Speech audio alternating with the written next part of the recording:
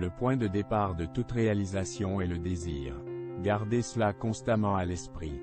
Les désirs faibles produisent des résultats faibles, tout comme un petit feu produit une petite quantité de chaleur.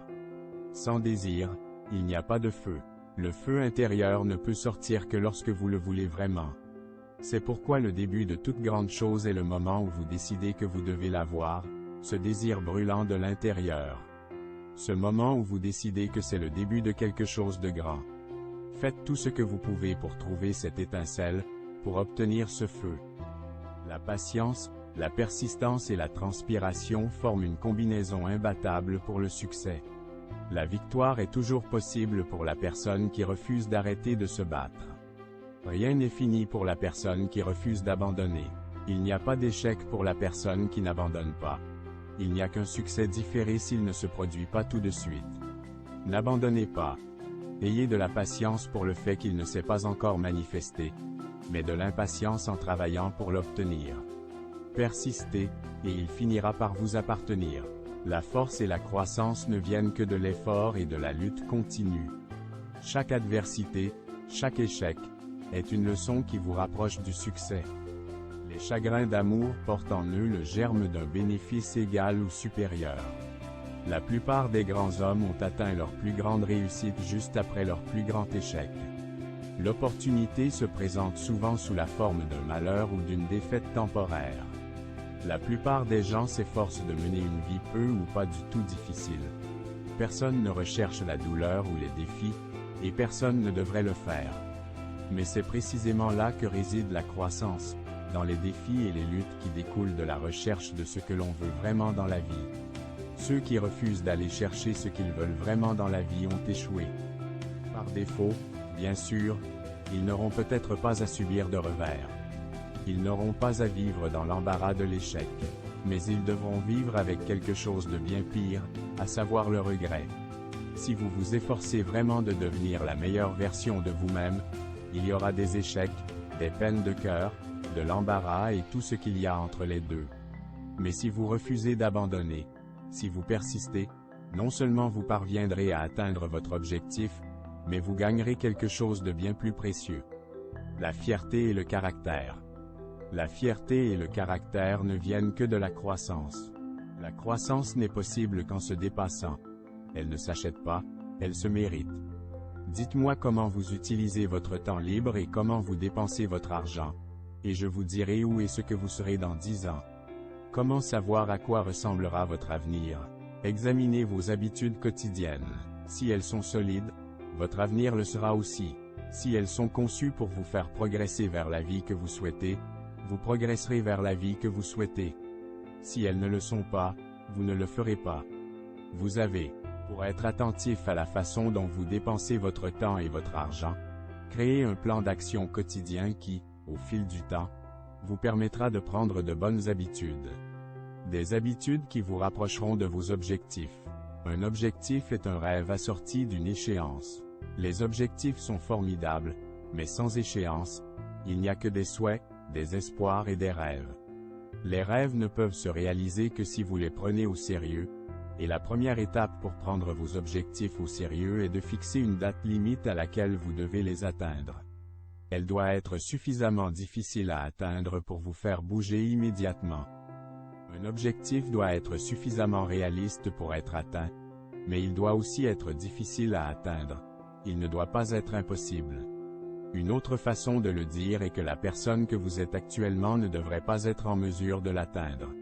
Vous devrez devenir quelqu'un d'autre en vous poussant de façon positive pour vous assurer que vous l'atteigniez. C'est un objectif. Lorsque la défaite survient, acceptez-la comme le signal que vos plans ne sont pas solides. Reconstruisez ces plans et remettez le cap sur l'objectif que vous convoitez. Nous sommes tous confrontés à la défaite. La plupart d'entre nous abandonnent. Ne soyez pas comme l'esprit. En cas de défaite temporaire, prenez vos responsabilités. Que pouvez-vous faire de mieux? Comment utiliser l'échec comme une leçon? Comment votre plan ou votre chemin peut-il être plus clair la prochaine fois? N'abandonnez pas. Surprenez tout le monde par votre persévérance et votre endurance. Puis, choquez-les avec vos résultats la deuxième fois. Tout ce que l'esprit de l'homme peut concevoir et croire, il peut le réaliser. Il n'y a pas de limite à l'esprit, sauf celle que nous reconnaissons. Napoléon Hill pensait qu'il n'y avait pas de limite.